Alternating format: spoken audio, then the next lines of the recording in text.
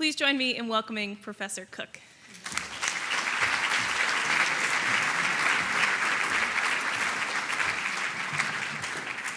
Thank you very much. Can everyone hear me up there? Okay. Thank you very much for the introduction and the occasion to come and speak with you. I look forward to the questions. I hope this will be illuminating.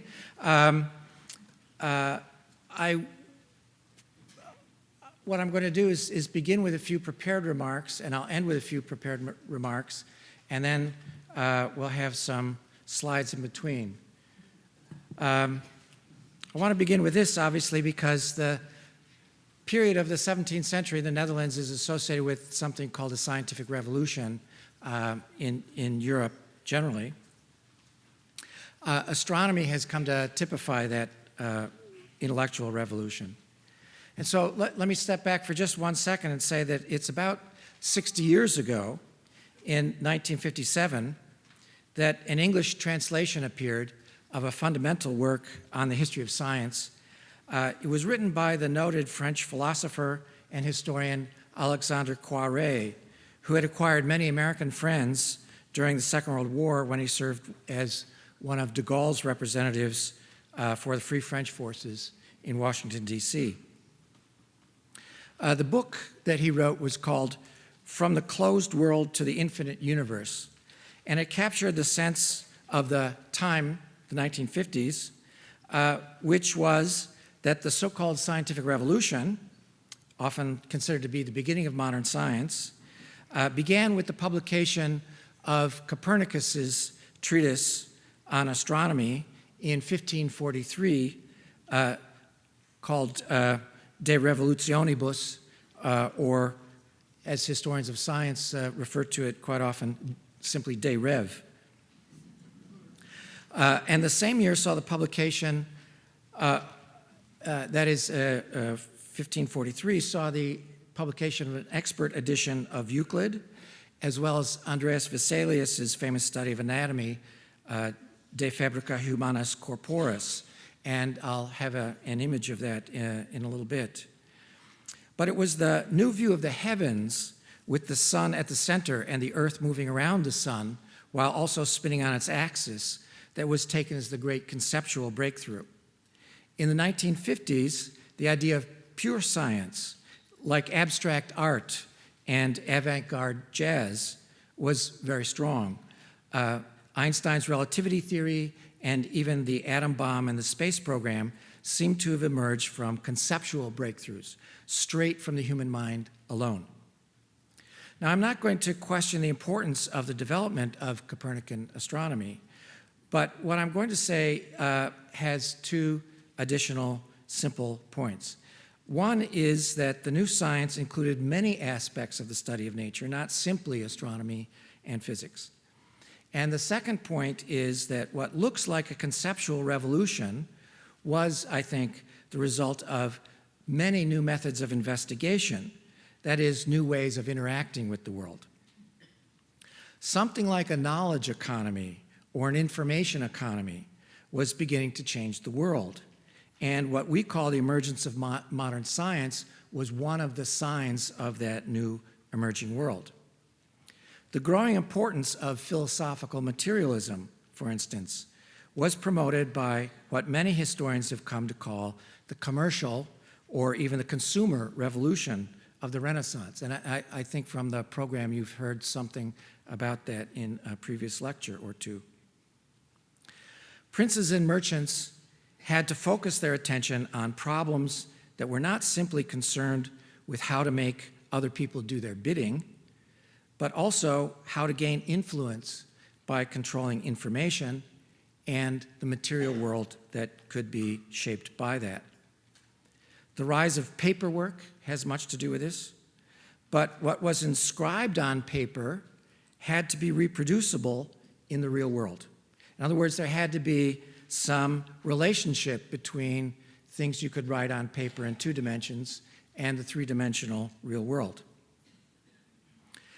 If the material world in 3 dimensions was so important, how could you accurately transpose that onto a 2-dimensional surface And how could the signs and symbols on a two-dimensional surface be reliably used to accurately describe a three-dimensional world?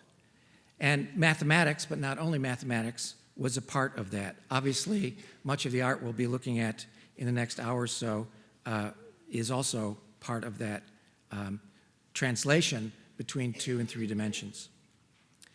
Now, obviously, Vermeer captures much of this. The astronomer here is touching a globe of the heavens. Perhaps, I'm not sure what you think, but perhaps measuring the size of a constellation between thumb and middle finger. And in front of him is an open book with what would appear to be columns or tables of numbers. I encourage you to look at the painting itself up close. Other tables, dials, and numbers are visible on the cabinet in the background, which is a bit dark in this slide, I'm afraid. So where did the ability to work between a three-dimensional representation and its written formulas that you see in some of the numbers in astronomy come from?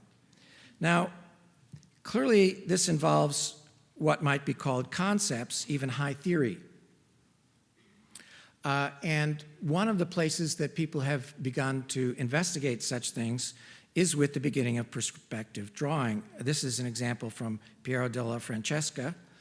And the reason I'm using it is you can see from the tiles at the bottom so clearly how a three-dimensional space is being depicted. It's often used for that purpose, and I'm doing the same here. This is about the time that Ptolemy's geography began to be printed, with maps depicting the Earth's surface as curved. And this is from a 15th century printed edition of Ptolemy, and you can see how, with the way the top slopes in, it gives you an impression of looking at the Earth at an angle. Piero della Francesca himself was deeply involved with practical mathematics, like many of his fellow artists, such as his slightly younger contemporary, Leonardo da Vinci. Leonardo, Piero della Francesca, and many others were practical mathematicians involved in things like engineering and warfare, and I'm going to turn to that in a moment. I just want to say that when it comes to mapping, the Low Countries were very much associated with new methods of astronomy and also mapping in terms of thinking in 3 dimensions and how to depict that both in numbers and in visual images on a 2-dimensional surface. One of the people who was very much involved in this was a Copernican, somebody supporting Copernicus's astronomy, named Gemma-Frisius, who taught at the University of Louvain. He was a medical professor, but medicine involved astrology at the time, and so the medical people had to understand the heavens as well. So he was a very good astronomer as well. And one of his pupils was Gerhard Mercator, and we still use what's called a Mercator projection quite often for depicting the Earth on a 2-dimensional surface for maps. I should say that many of you here may know a few other names connected with people like Frisius and Mercator.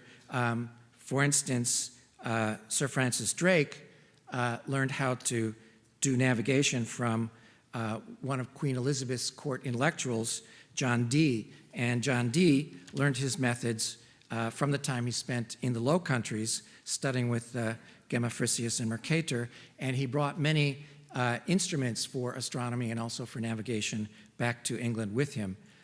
So the Low Countries was clearly a production center for astronomy and mapping and many related subjects. Now, in the Netherlands, many defenders of Copernican heliocentrism took root. One of the most famous is Christian Huygens. He's one of the sons of the secretary to the Prince of Orange, Constantine Huygens, who is depicted on the right, and obviously one of the great paintings in the exhibition downstairs. Christian is sometimes thought to be the Dutch equivalent of Newton. He was an excellent mathematician as well as an experimentalist, involved in microscopy. I'll show you some elements of microscopy in a little bit. He also invented the pendulum clock in 1656. He later disputed with Robert Hooke in England about the priority of which of the two of them invented the spring-driven clock. That made watches and smaller such instruments possible.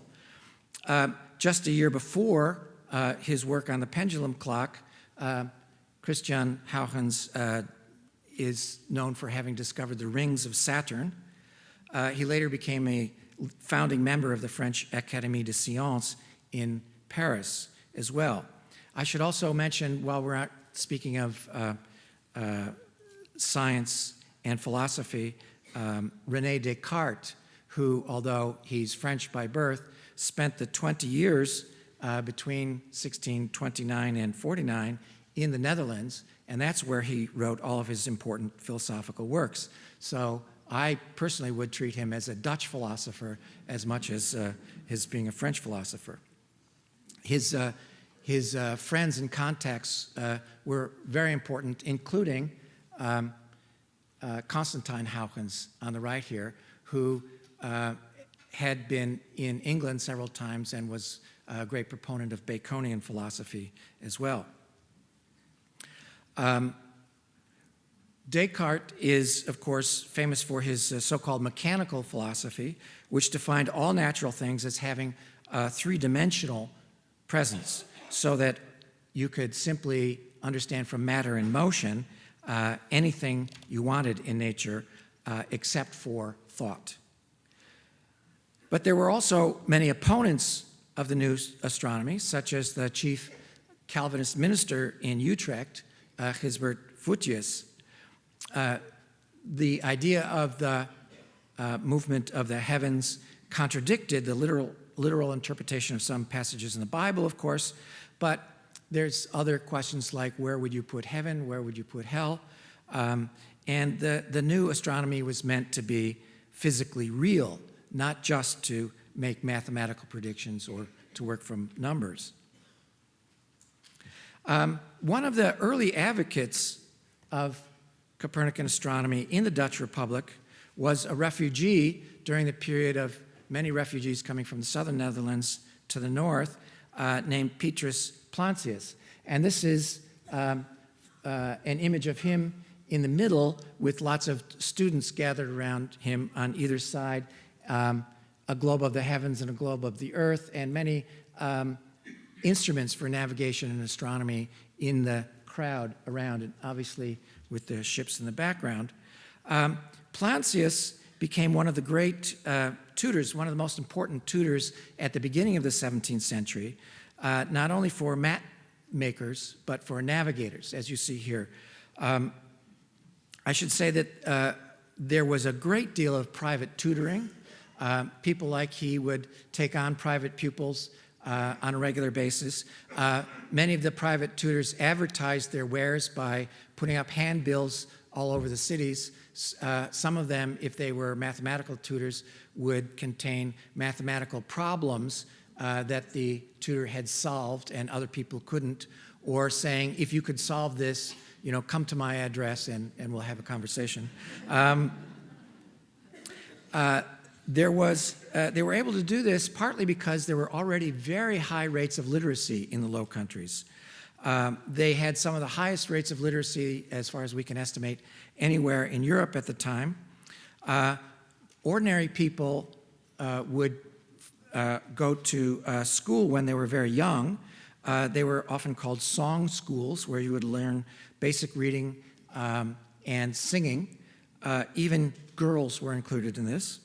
And in 1585, in Amsterdam, from an estimate of literacy based upon whether you could sign your name or not, 55% of bridegrooms could sign their name, and about a third of the brides could sign their name as well. And that's considered to be a sign of literacy. Many more people could read than could write, but if you could write, that's taken to be a sign of literacy. And even a third of the women, young women of Amsterdam, could write.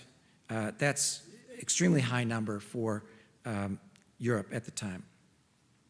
Most cities also had more than one Latin school to introduce boys, in this case, to classical grammar and literature. Several cities established illustrious schools, or athenaea. The one in Amsterdam is on the right, now a part of the University of Amsterdam, which eventually grew from this athenaeum. There was a rivalry between Amsterdam and Leiden, where a university was founded, and Leiden didn't want Amsterdam to have a university. So they created a higher school, but it couldn't award degrees, and that's the athenaeum.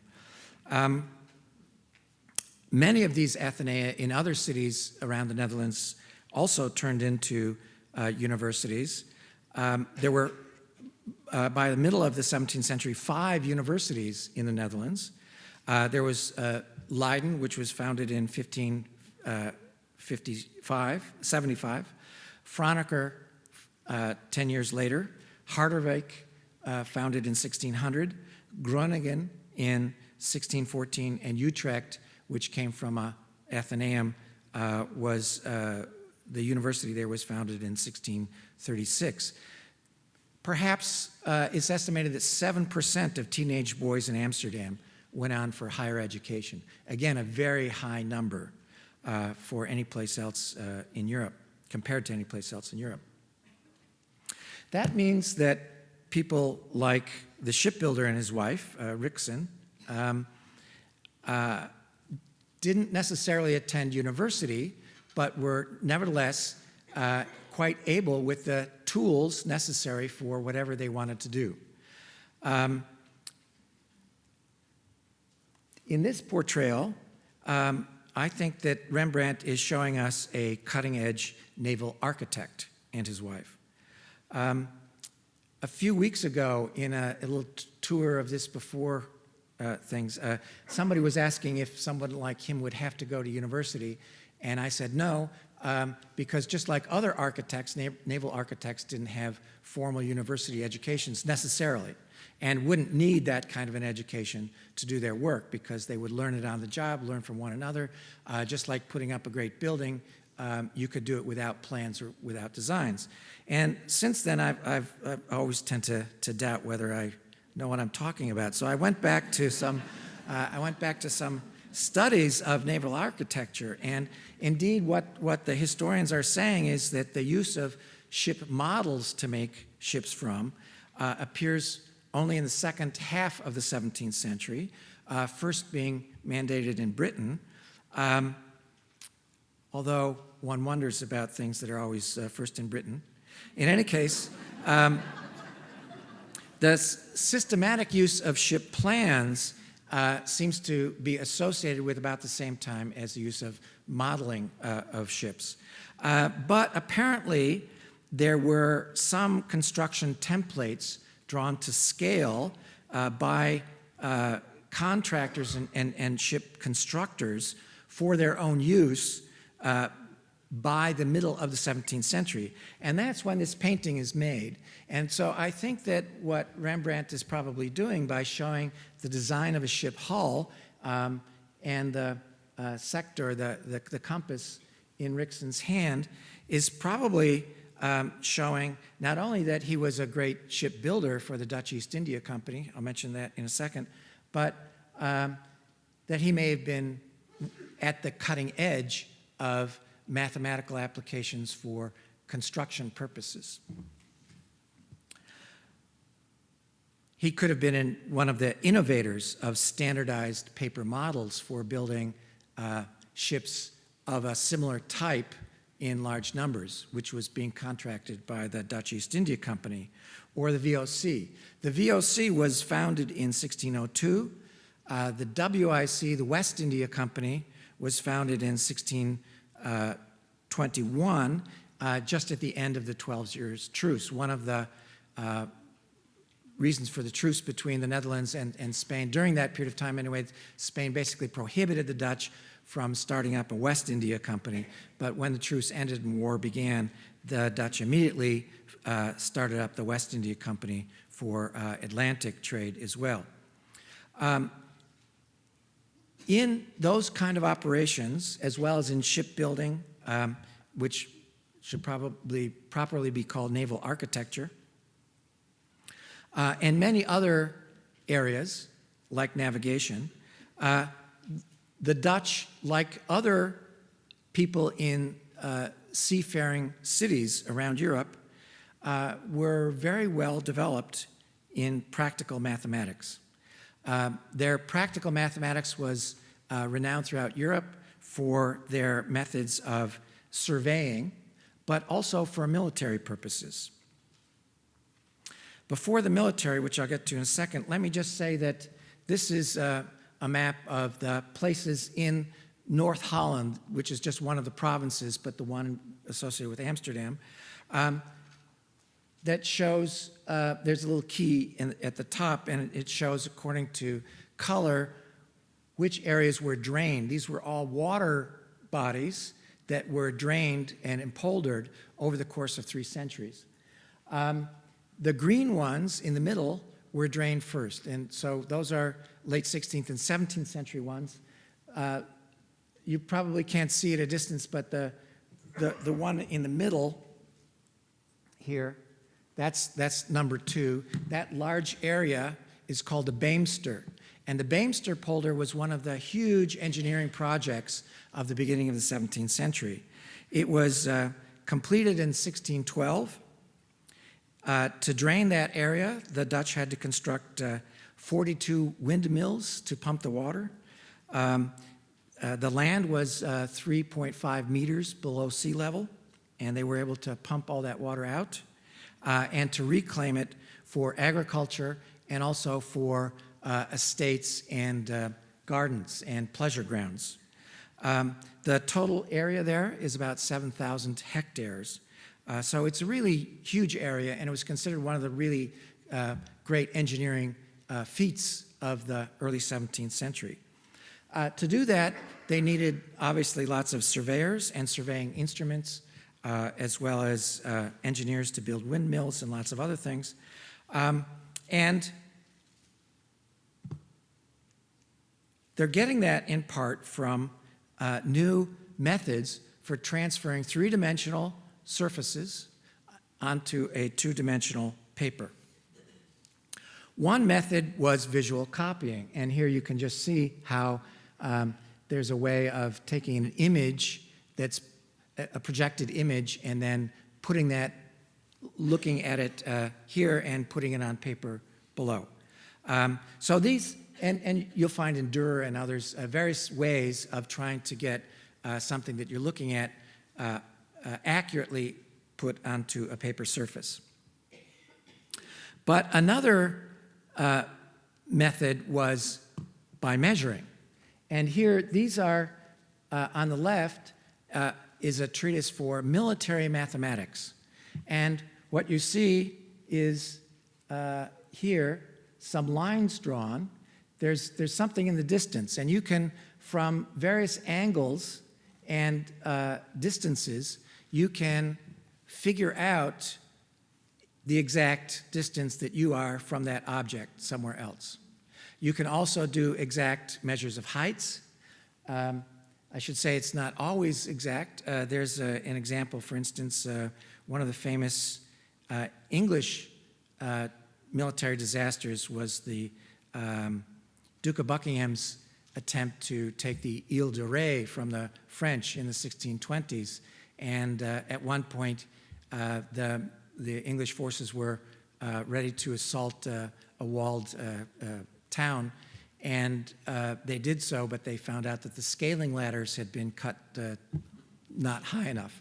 And some military engineer had misestimated the height of those walls, and it was a great disaster. So, all right, getting it right becomes important, and that's one of the points I want to make. The other image is of a military sector, it's called, or a military compass. Galileo was making these kinds of instruments and became famous for his tutoring in military mathematics. He had somebody make for him, to his design, what he called a military compass, and he was tutoring officers and how to use these military compasses in years before he became famous for his astronomy. And what they do is they have various curves and lines on them, very exacting, that are something like a slide rule. You can compute all sorts of things from the various lines and numbers on them. And so if you take one of these into the field with you as a military officer, you can compute, obviously, not only things like the angle that you need to set your cannons at to shoot balls at a certain distance, but all sorts of other things that you can do, like estimate distances on the left, but you can even estimate how many men you need to take a certain amount of ground, and you can also do your computations in terms of if you need to feed so many troops and it costs so much per sack of grain, how much in my currency is it going to cost me to purchase in the current currency of this country all the things that I need from it. So you can do all sorts of mathematical manipulations with these devices. One of the, I should say that this is an era of new military warfare, and you see a design of a bastion on the left. This is with the new, you see a kind of perspective of it, and then what it would look like from ground level. And these are walls that are thick and curved and angled so that nobody can come up to the wall without somebody being able to fire on them, but more importantly, so that if cannon are bombarding these walls, the cannonballs bounce off at various angles rather than knock down the walls. And the walls are not only angled, but then reinforced behind with earthworks. So there's lots of earth behind as well. And the point is that to take one of these things was extremely difficult. This is a new kind of fortification to go with a new kind of warfare, of gunpowder warfare, new cannons, new methods of making gunpowder that could be more explosive than before. And also, then to take this, you might employ your engineers again to do mining, to try to mine underneath, put gunpowder in there and blow up a section of wall that you could run through. But the point is that it's siege warfare we're talking about, and that's the warfare of military engineers that is so important in the Low Countries especially. There was an engineering school established in Leiden at the University of Leiden. It's called the Deutsche Mathematik. Yeah, okay, so I put it here, which was established in 1600. It was established on the basis of a fencing school. When the university was established in 1575, of course it attracted aristocratic pupils, and they were, if you're aristocratic, you are obviously going to go into warfare as part of your life in the future, and fencing is very important. So you see the fencing school, which was underneath the anatomy theater. I'll show you the anatomy theater in a moment. And the library was in the same building. And you see here is somebody doing a little exercise on what was called the great horse, which was the kind of horse that would be used in military events. Others are doing fence. These guys are pointing pistols at one another. Various ones are doing fencing exercises. And you see on the ground all this diagram because there was a new method of fencing being developed that was very mathematical. This Deutsche Mathematik, this school of engineering at Leiden, was made so that all of the teaching was in the vernacular, in Dutch. You didn't have to have really good Latin in order to study military engineering. It was set up in 1600 by Prince Moritz of Nassau and Simon Steven. Steven was one of the great engineers of the time. He did all kinds of amazing feats of engineering, but military engineering was kind of his bread and butter. And he and Moritz are responsible in the historical literature, something I learned when I was a student, for what is sometimes called the military revolution of the early modern period, often based upon Roman models, but using the latest mathematical methods too for drill and maneuver on the battlefield. What they developed here is something called the Old Dutch fortification system, which lasted almost until the Napoleonic Wars as the best engineering, military engineering anywhere in the world. Just a couple other examples of a fencing school. This one set up in Amsterdam. And I mentioned Descartes a moment ago. One of his lost treatises is a treatise on fencing, but we know that one of his good friends attended this fencing school in Amsterdam. And you see again on the ground all these, designs, mathematical designs. This, by the way, over here has a guy poking a sword through somebody's head. So if you follow these methods exactly, you can get the result you want. And this is the opening plate for that school of mathematics. And you see the human body in the middle, and there's an arm stretched out. And so all these calculations are based upon various dimensions of the human body and how to use those dimensions productively.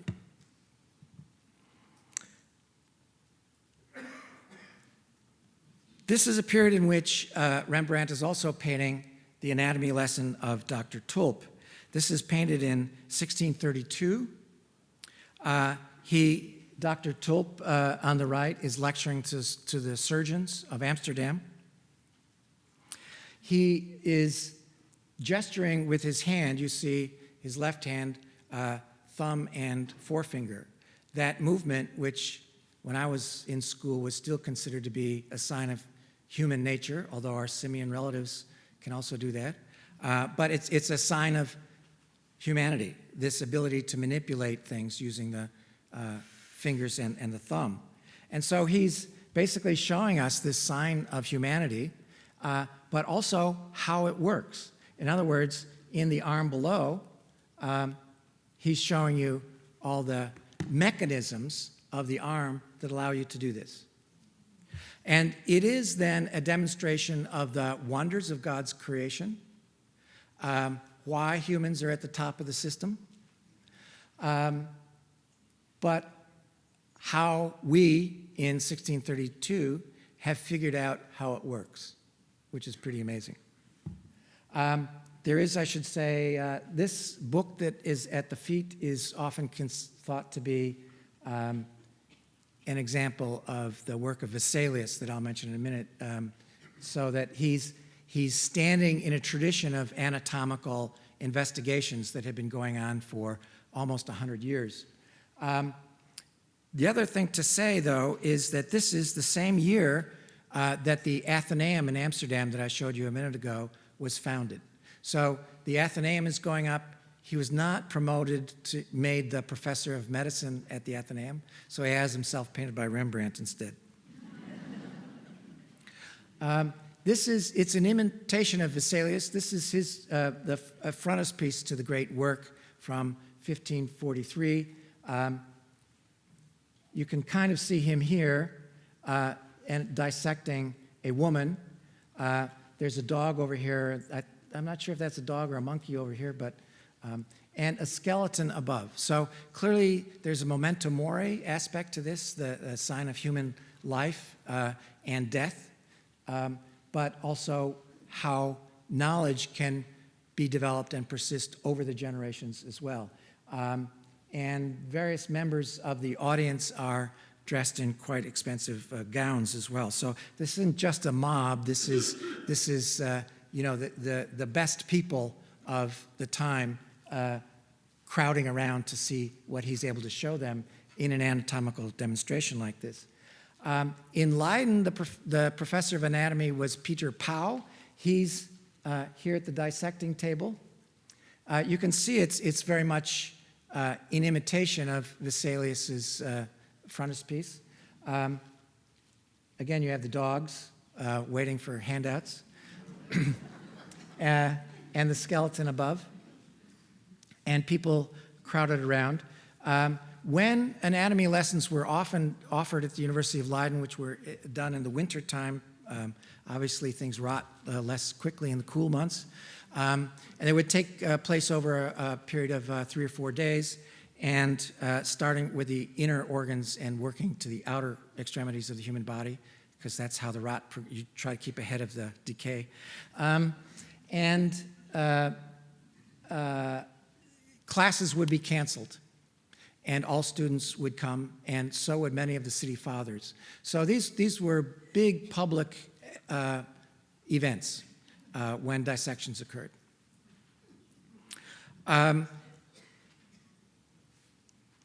Just to come back to Dr. Tulp,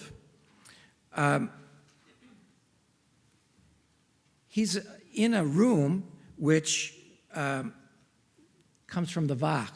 The Wacht is the weigh house. It's kind of the center of the market in Amsterdam.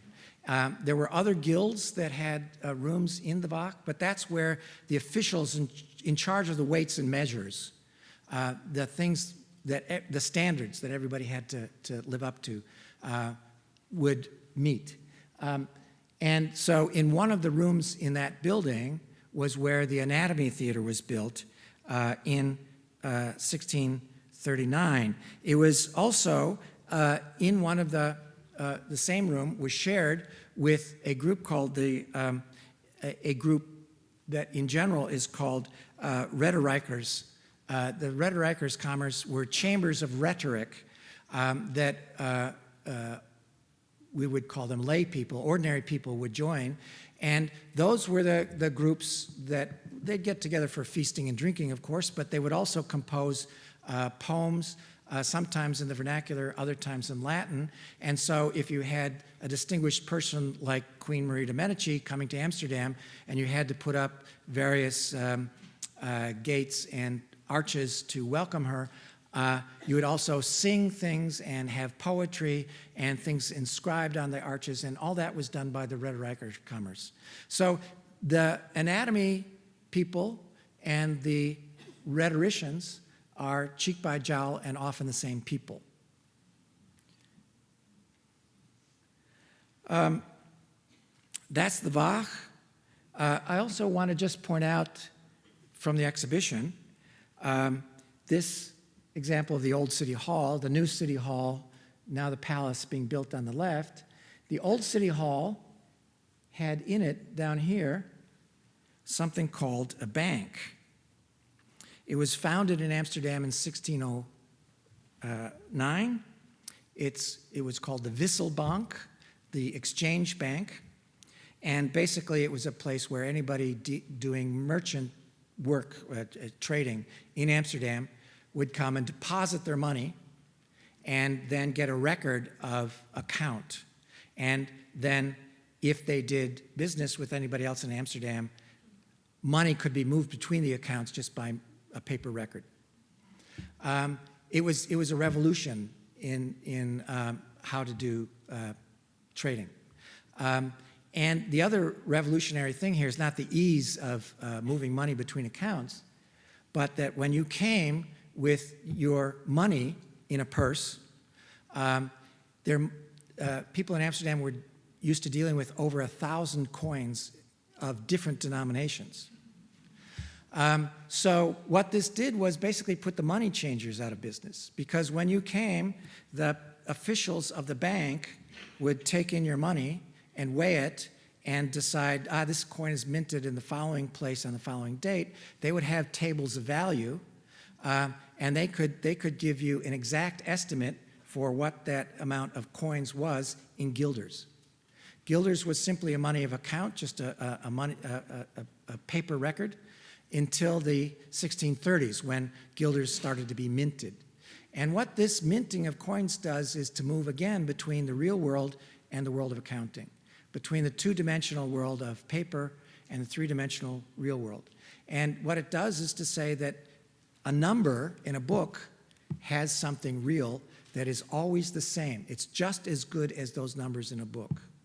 And to get to that point, there's a very interesting history of how the mints worked. but the way in which officials looked over the mints and made sure that every step was supervised and that every coin that came out of there was the same as every other coin, that's the miracle of it, is how to get sameness all the time. And so one of the things that you're looking for in this physical world is the sameness of things. What would be the underlying material structures behind everything?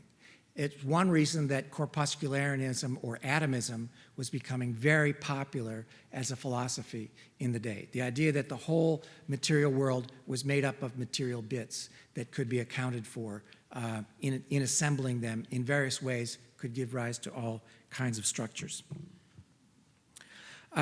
This town hall is being built just at the time that the Anatomy Theater is being established in 1638, and also the guilder is being introduced as a coin, is when the Anatomy Theater is being built.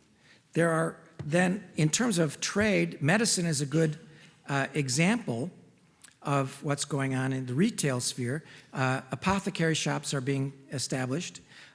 So retail trade is also beginning to flourish in the Low Countries. This is an example of an apothecary shop, and I show that to you just because apothecaries were especially known for dealing in exotics. You have a little bit of a still here, but otherwise jars, some herbs, there's a basket, people at a counter talking to the person behind. He's got other things up here. I'll show you some more images in a moment, but basically apothecary shops were places where the dealer was bringing exotics from all over the world. It's also and would be very knowledgeable about all those things that he or she was dealing in, because their wives are very important in this trade as well. That knowledge held by the family could verify this or that.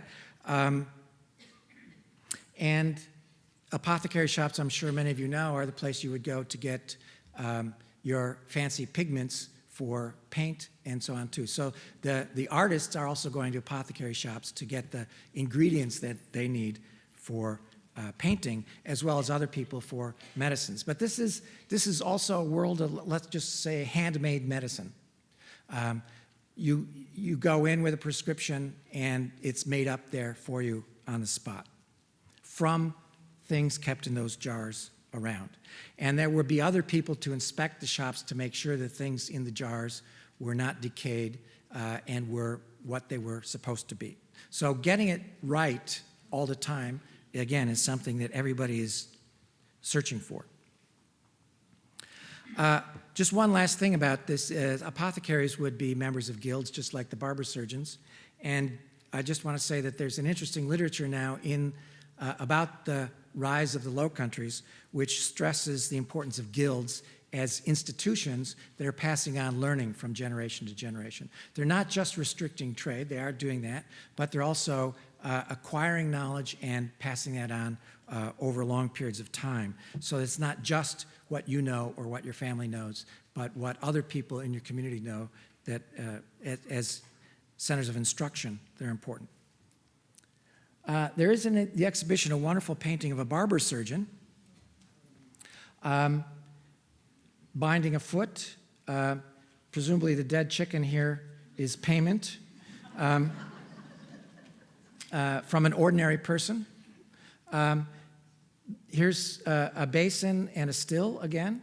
Here we have other things that are probably shaving implements. There's a mirror, a little mirror, and a whisk and a bowl. But notice that there's a globe in the background. There's an open book. There's a violin. Various implements that look like they might have come from an apothecary shop in the background. An alligator, often hung up in an apothecary shop, so it's a sign of exotic nature and knowledge of exotic nature. And there's some instruments here in the background. There's an arrow, obviously. This is a little device to drill a hole in your head if you've been struck in the head hard and you've got to a broken skull. There's a saw for cutting off a limb if necessary.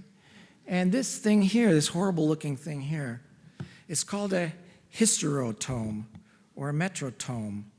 And it's basically used for delivering babies by cesarean section. The women did not survive those operations. As you know, the name comes from Caesar being taken out of his mother's womb. His mother did not survive. There is an example in the 17th century of a woman being delivered a child in this way and surviving. It was considered a miracle and much written up at the time. But obviously those are things used only when the life of the mother is already passing and in order to save the baby. Other times the life of the mother might be saved by people like this, barber surgeons, by using instruments like this to break the skull of the baby caught in the birth canal and to pull out the fragments in order to save the life of the mother. But barber surgeons like this would be called in emergencies. And so I was very intrigued to notice what you can see through the window here. If you have a close look at it sometime, I think you'll notice that there's a couple here, hand in hand, very well dressed, standing on a bridge over a canal, and looking up at a house in the background, and on top is a little stork. So I think he's advertising that he does help in emergencies with delivering babies.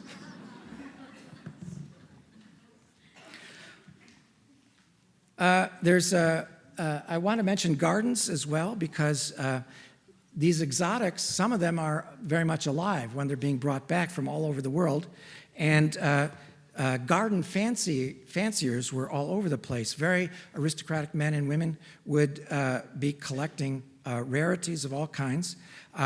The Botanical Garden at the University of Leiden is laid out in these geometrical beds.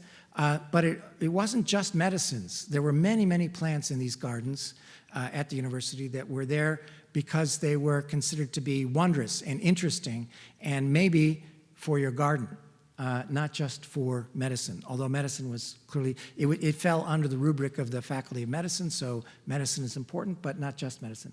This is, in the background of the garden, is what came to be called the ambulacrum, a place you could walk, an enclosed space, and in that space, later, they put hot furnaces in there to keep plants alive over the winter. But more importantly, it's used to display exotics, exotic specimens. So it's where you could begin to collect a natural history cabinet as well. And I should just point out, this is an interesting, you see the crocodile and the tortoise here, usual sorts of things, a bat. This is interesting. It's the skull of a polar bear. And it was not long before this was done that people like Barents, not Barents, other people were going up to the Arctic, beyond Archangel, into the far north Arctic, north of Russia, to try to see if they couldn't get around to China, looking for the Northeast Passage, and wintering over there and surviving, but encountering lots and lots of polar bears and bringing back a few specimens with them, obviously.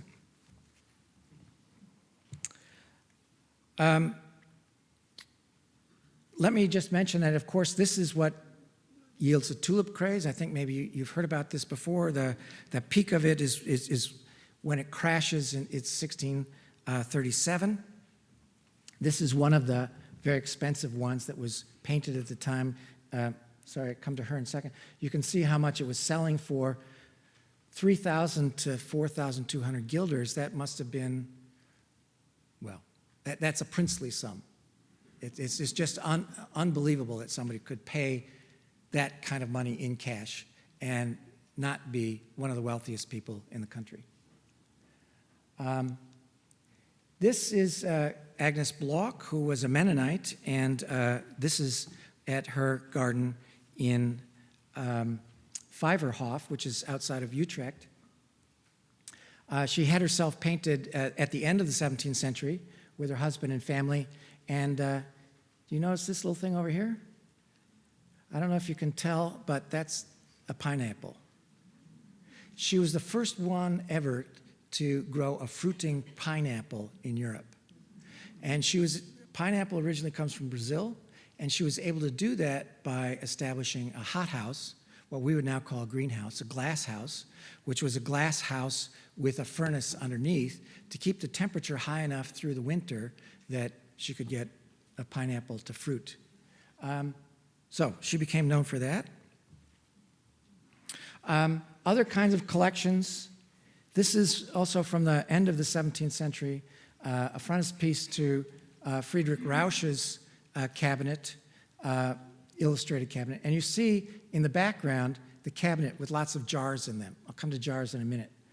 Down here are various shells and so on, arranged in a way that looks like flowers. So if you see 17th and 18th century drawers, such as at the Museum Boerhaave in Leiden now, where they have some of these from the early 18th century, you'll see how beautifully designed all these shells are in terms of being laid out and affixed to surfaces in these drawers. This is a jar with something on top. I'll show you the kind of thing in a minute, but basically it's corals and other things on top. And obviously, this is the cornucopia. But here, notice the fish and in kind of a diorama, a lion peeking around the corner. This is the sort of thing that is popular in the middle of the 17th century. This is from a Copenhagen collector, Olaus Wurm, a medical person. And if you look around, you see that must be from the backbone of a whale. There's antlers, all sorts of things. You see shells mentioned. So there's boxes full of shells and stones. This must be from Inuit because they were crossing the North Atlantic at the time. And there's a kind of kayak up here, probably also from someplace like Greenland or maybe further west than that. A polar bear, various fish. All those kind of things were dried specimens. So they're things you could collect together and dry, or if they're hides, you can treat them like leather and you can preserve them for periods of time. So, and this is all dry specimen work.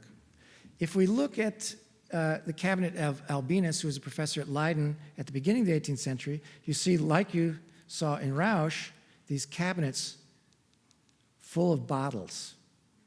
I'll show you some bottles in a minute. I hope you're not offended. But wet specimens. Wet specimens are coming from new methods of preserving tissue, animal tissue, human tissue, beginning with human tissue. It comes out of methods of very expensive burial practices. But somebody in the Netherlands developed a method of using something that was called turpentine. It's not the thing that you would get in the store today, but coming from a certain bush that was yielded a sap. The bush was found in the Middle East, in places like now Syria and Lebanon, and that was thought to have particularly important preservative properties. They're then mixing that with very highly distilled alcohols, and between various mixtures in bottles, you could put things in and have them survive for long periods of time. So this is going from dry specimens to wet specimens in the middle of the 17th century. In the 1650s, Robert Boyle in England thought this was one of the greatest discoveries ever, was how to make wet specimens. And this from Rausch shows you what he's doing with his dry specimens. This is one of his dioramas. He illustrated quite a few of them. They no longer survive. Many of his specimens do survive in St. Petersburg because Czar Peter the Great bought most of his collection. These are gallstones and kidney stones and bladder stones and things like that. Stones from the human body. These are hardened arteries and veins. other pieces, and you see these little skulls. He was the surgeon to the Midwives Guild of Amsterdam. So if there was ever a stillbirth, he would be there to pick up the remains.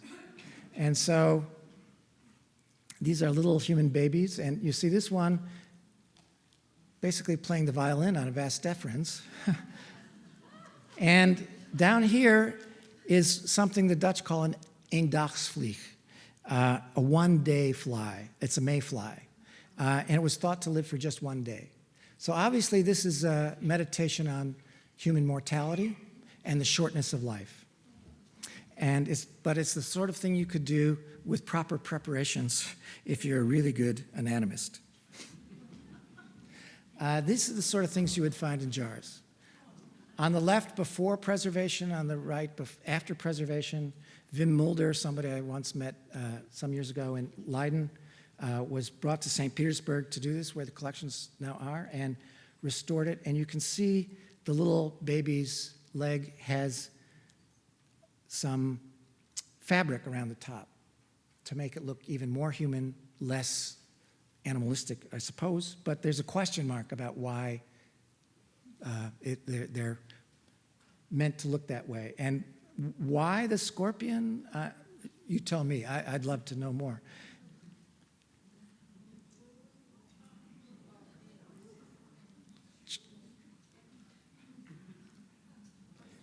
Grouches was so good at making preparations that when Czar Peter came to visit his collection, supposedly he had a little baby preserved in a basket near the door, and the Tsar bent down to kiss it. It was so lifelike. That's real expertise, whatever you think of it. I should say that his daughter is Rachel Grouches, who later became famous for flower painting. And she may be the one who made these little hats and other things for his preparations.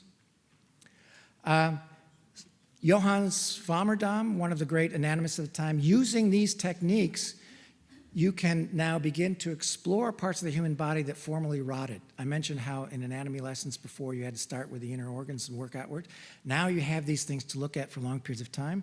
This is the human female organs of generation. And you see it's dedicated to Dr. Tulp from Amsterdam, who is in Rembrandt's painting. So he's also thought to have discovered sometimes the human egg. These aren't actually the eggs, because those are too small to see at the time. The egg is not discovered until the 19th century, but he did find where the eggs are being produced in the human form. And this, he even discovers that the bee who is in charge of the hive has a uterus. It's actually a queen bee. I think that's pretty cool. Before then, everybody had, of course, assumed that they were kings.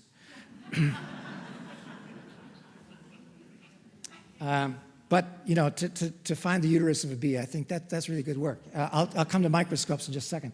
This is from a later publication, but one of his illustrations, obviously a mosquito.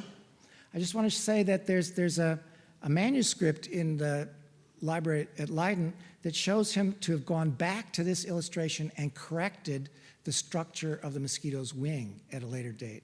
They're trying to get it right. Accuracy is everything for these investigators. This is one of the first illustrations using a microscope of a bee, 1630. Within 30 years, this is from Hook's famous Micrographia. This is what Swammerdam does. Not only does he show you that, but he shows you the structures behind the eye as well. Now that's, to me, just amazing work that he's able to do.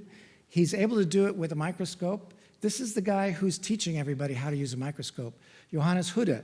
He had gone to that engineering school in Leiden. He was an excellent mathematician, one of the developers of probability theory. He was also a burgomaster of the city of Amsterdam. And he was very interested in new science. There's an open book there, of course.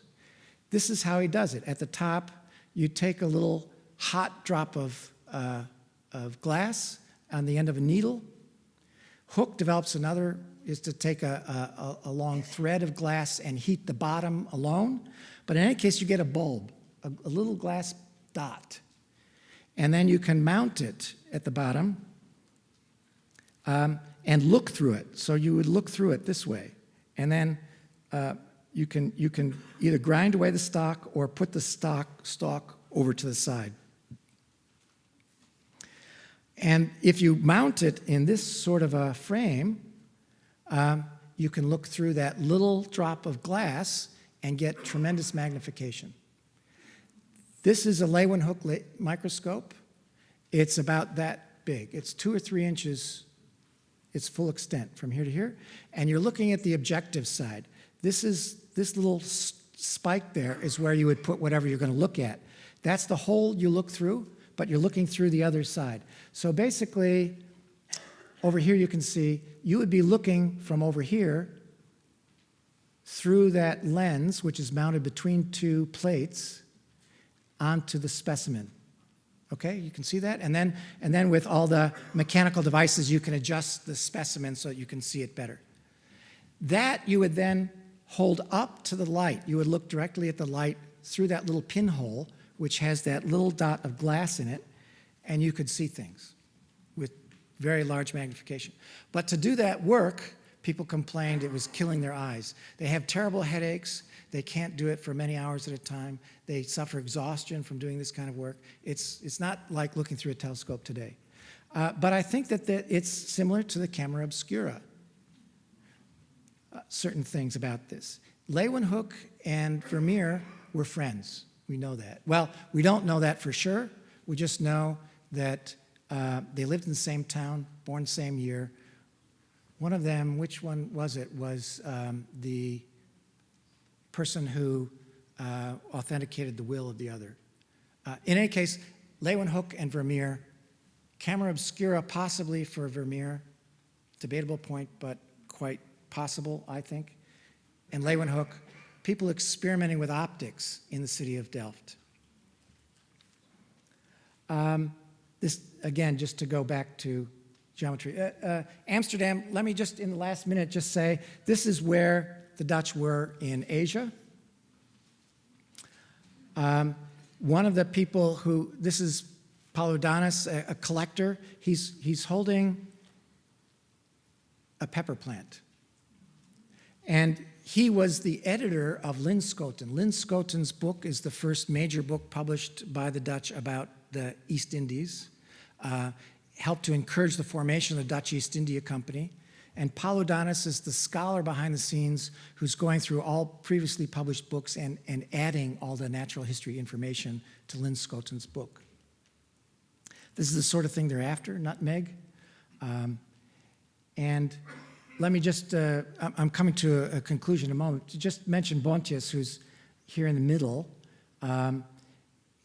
a physician who was sent to Batavia, now Jakarta, and lived a few years there as a physician.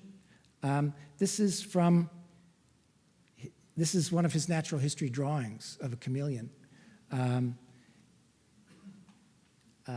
And this was drawn in by basically the Governor General of the Dutch East Indies, who had been out hunting tigers.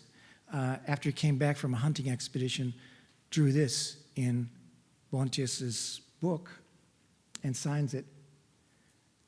This is how it was printed. So if I can just go, this looks to me like it's drawn by somebody who's seen the stripes. The European engraver didn't know about stripes, and so that looks like muscles, doesn't it? Like it's a very wavy kind of musculature. All right. And there are people involved like Cornelia van Nijenrode. She was the daughter of one of the merchants in Japan, This is her and her first husband and their daughters and servants behind in Batavia. She later, she's half Japanese. She later, her second husband, and she got into a big conflict over all the money she inherited from her father and her first husband. He wanted control of all of it, and there's a long, tangled dispute between them that is been beautifully written up by Leonard Blusset. I think he's on the handout.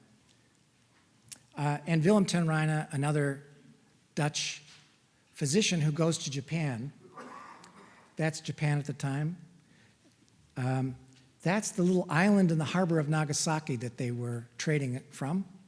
That's where the Chinese were allowed to trade. Only Chinese and Dutch were the only people allowed to trade with the Japanese during the closed period. That's another illustration of the Dutch island of Deshima. And this is what he brings back, illustrations of acupuncture. He's the first one to publish about acupuncture in Europe in the 1670s.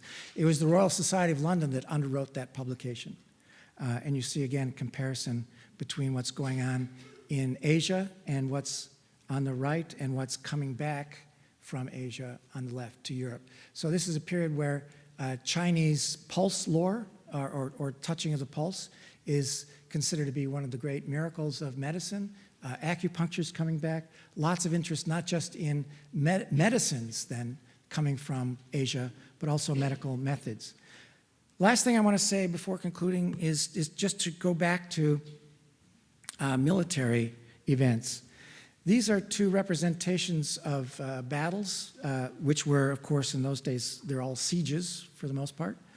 And you see Callot on the left and a painting of snares on the right.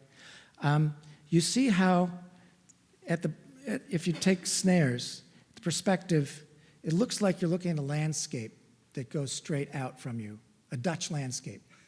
And then it rolls up into a kind of bird's eye view of the action and the city that was besieged. And then in the distance, it rolls over again. So this is a painting in which perspective varies from place to place, but it's all coordinated mathematically. So this from the exhibition, Rousdal.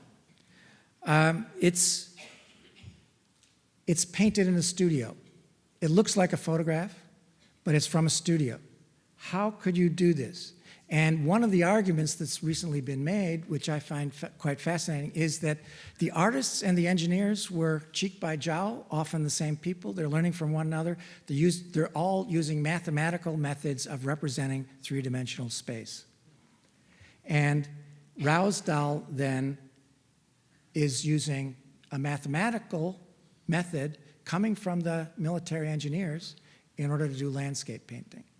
It's interconnected. There's another one of his paintings with bleaching fields. Some people think you can even see a curved horizon, which was something mathematical, but not something you would see from this perspective. So in other words, just to conclude, the scientific revolution was, I think we can say, something that emerged not out of the blue, but from the ground up. What Poiret called the infinite universe was arising not from pure thought, but from the real possibility that the material world could be altered and explored in ways that could reveal the innermost secrets of how the physical world, the material stuff, was made. It's God, the creator, that gets everybody's attention. And the question became how he could have done it from the material stuff of the universe.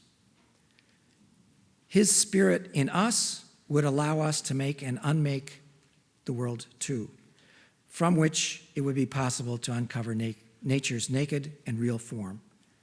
The real world was in 3 dimensions, and people were finding ways of finding out about it. Accuracy was very much on everyone's minds. Their debates were not about whether anyone's speculations were true or not,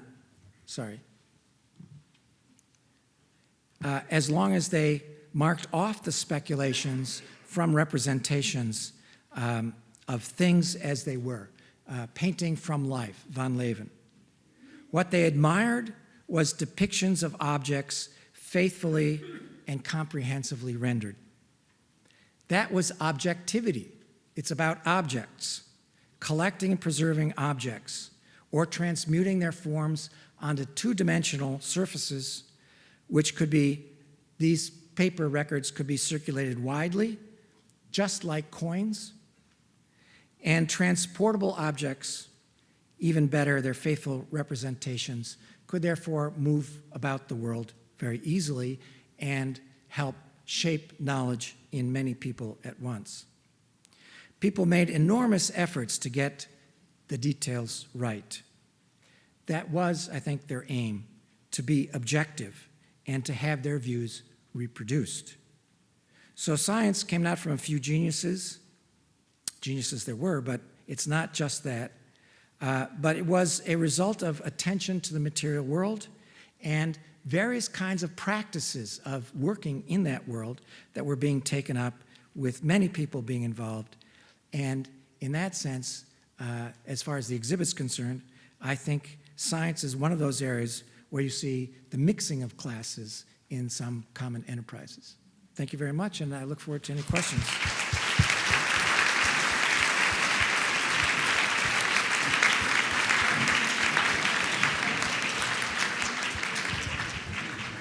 So we now have time for some questions. There's a microphone on either side of the auditorium. Please raise your hand if you have a question. And for those of you that are departing now, please do so quietly so we can get underway with questions.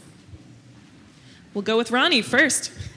No, I just have a question about the new book on the importance of guilds. What is that? Is that on your bibliography? No, it's not. No, but people like Van Bavel and Van Zanden have, who are economic historians, have drawn attention to this. I'd be happy to send some information. Let me just make a note. Hi. I'm curious about how information was shared, not only within the Netherlands, but also with the other countries. I mean, were they writing letters to each other? Were there book publishers that ran around to find bestsellers and so forth? Very good question about how knowledge was shared. The Dutch publishing industry did become famous throughout Europe, and many things are published in other languages in the Netherlands and translated from one language to another in the Netherlands as well. So publishing is very important, and of course it's also there that you get illustrations being published also. So the publishing industry in the Netherlands is remarkable and very important. In addition, people are writing letters and communicating that way. And so the first postal system is set up between some of the cities in the Low Countries and some of the cities that they're trading with. So between Amsterdam and Hamburg, Amsterdam and Antwerp, and so on. And you get a regular postal system for the first time. If you don't have a regular postal system, what you do is you go to an inn that has connections with some other place, or you go to the harbor and give it to a ship's captain. And people will find ways to deliver these letters, even without a regular postal system. But basically, the thing to remember is that it's the person who received the letter who paid the fee. But there's so much of this kind of correspondence, first business correspondence, but learned correspondence on top of it, that it's a period that's often referred to as the Republic of Letters, and very international in scope and connection. Hi. I was wondering if you think the explosion of these kinds of increased knowledge are connected at all to breaking away from certain religious types of control? Very good question about religious control and its absence. I think the old argument in the history of science was that there was something in Protestantism or Puritanism that led to science. And I disagree with that because there's so many important Catholic scientists as well, like Galileo, somebody like Spinoza gets thrown out of the synagogue for his views, but it's not clear that they're scientific views that he's thrown out for. It may be some contractual dispute. But clearly, having religious authorities of any kind worrying about what people are thinking is not good for intellectual ferment. And so Calvinist ministers in the Netherlands were worrying about Copernicanism, just like people in the Inquisition were worrying about Copernicanism in attacking Galileo. So I think that one of the remarkable things about the Low Countries is that the revolt of the Netherlands is in the name of toleration. Now, it's not toleration necessarily in the way that we would put it today. It's letting people live in separate communities rather than some assimilationist view of toleration. But it does say, just let people think what they want and don't control their consciences. They may not be able to worship in public any way they want. They may have to do that behind closed doors. But why burn anybody for their private views? There are problems if these views become public and they end up with rabble-rousing of some kind. So city officials are always worried about people stirring the pot. But if you're not making trouble, and this is just your quiet conscience, there's no problem in the Netherlands and in many other places in Europe, I should say. But the Netherlands becomes a kind of symbol of that kind of Republican toleration. And one reason I'm sure that people could flourish in this way. There were people in trouble for their views of the Netherlands. I don't want to overstate the case.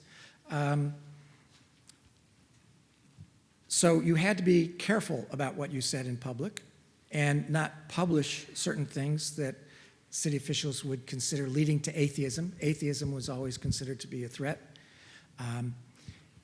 But within certain bounds of good public behavior, many things were accepted if you kept it to yourself. I find it really interesting that the early 17th century, you have this dissemination and explosion of scientific and technical information. At the same time, you have now global mercantilism and trade monopolies that I would think would be interested in protecting trade secrets, commercially valuable discoveries and inventions. So my question was there a patent system, and if not, what was the notion of intellectual property and how to handle that? Good question. There is a patent system set up in the Netherlands, and it's often by the provinces because it's a republic, and so the provinces are doing this. But there is a patent system, and somebody named Carl Davids has written about technology in this period of time in the Netherlands and has a lot to say about the patent system. So if you want details, that's a great place to go. But briefly, one of the real puzzles is why so much information becomes open. The Dutch East India Company does keep some things behind closed doors. So when people send back even natural history information, some of that is considered to be kind of proprietary and not to be released. And yet a lot of it gets out anyway. And you find these map makers in places like Amsterdam collecting information from sailors and lots of other people and putting it into their maps. And so there's so much information because I think the capitalism is driving making money on information. There's so many people interested in publishing the information and profiting from it that it's hard to keep it secret. There are attempts to keep it secret. Whereas in Spain or Portugal, when the kings collect information, it goes into the state archive and doesn't come out again for the most part. So there are really interesting questions that nobody has a very good answer to. None of the historians have a very good answer to at the moment about why information is so prevalent in terms of getting into the public sphere in the Netherlands and not in other places, even though much of it would seem proprietary. But I think it's because it's the commercial system, and if you have to negotiate with somebody to get capital to do something, you have to give them a certain amount of information just to get things going on the table. So I think one of the things that's happening with accurate information is it's what we sitting around the table negotiating can agree on is true, before then we take steps to decide what to do with that. So I think the information is, lots of people are deciding the information is okay. It's not the information that needs to be protected, it's what we do with it that needs to be protected. So but that's just my own way of thinking about it at the moment, and it's a really good question. My question is about the, Sorry, where? right here, Okay, thanks. the proportion of the head to the body in the infant and child in Leonardo and in Dürer, and when the child is depicted, the head-body proportions are like an adult Interesting, yeah. with a small head and a much larger body, and then even though they had the body in front of them, or the child. And then gradually it became more lifelike with the Right. head of the fetus or infant larger than the body. Do you know why the first happened and how it gradually evolved to be more natural? It's a really interesting subject. I don't know the answer. Maybe somebody else does who's saying something? All I would say is that by the middle of the 17th century, you get medical books being published on what we would call childcare for the first time. And you do get people like Grouches in charge of the Midwives Guild. So there is more attention to children and children's anatomy in the later 17th century, and maybe that's where it's coming from. But I just haven't looked into it and don't have a good answer otherwise. I very much enjoyed the lecture. Lots of interesting new things.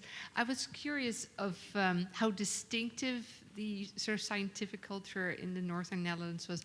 How did it compare to France or even the southern Netherlands or the Jesuits in Antwerp, like Aguilionius, who was also working on optics? Would you say it was, very different from those other cultures? Optics or science or? Optics or the sort of scientific innovations. So I think that the scientific innovations are a European-wide phenomenon, and you find them in important cities all over Europe. But it is, I think, the high levels of literacy in the Low Countries and the concentration of cities that makes it second only to northern Italy for, let's call it, intellectual productivity. It's just so many well-educated people living in such lively cities that there's a lot of it. And so I don't think that you could say that the Dutch invented science or anything like that, but certainly they're at the cutting edge. I think one thing that my Dutch friends who study the history of science keep thinking about are, well, two issues. One is that in some other countries, it would seem that philosophical debate about the principles of science is more lively than in the Netherlands, whereas in the Netherlands, it's empirical work, information that gets the attention. And so they debate sometimes about whether there are national differences between countries in terms of the kinds of problems that people are most interested in. And some of them think that there are some differences there. And the second thing is, why didn't the Netherlands have something like a Royal Society or an Academy of Sciences in Paris, the Royal Society in London? I think the answer has to be twofold. One is that each of the cities and provinces was jealous of the others, so it's hard to imagine a national body of that kind in the Republic. But the second thing is that there's already such good communication between intellectuals inside and outside the universities. One thing about the Royal Society and the Academy of Sciences in Paris is to get intellectuals together in one place who are not university professors. I'm a university professor. I love universities. I'm nothing against universities. But there's so much going on outside the universities that we consider science. As a matter of fact, the Academy of Sciences in Paris, basically Colbert, as the minister in Paris, chief minister, has the idea of forming an academic society, a royal society of some kind. And the University of Paris objects. And so the Academy of Sciences is all the subject areas not claimed by the university. So it doesn't include theology. It doesn't include grammar and the arts. And so science is the leftover stuff. And I think there was already such good communication in the Netherlands. It's a small place, good canal connections, and so many people going back and forth, and inside and outside universities moving across that boundary very easily, that there wasn't quite the same need for a new institutional formation to create that kind of communication because it was already happening. And I think we're out of time for today. Thank you all for coming. Thank you.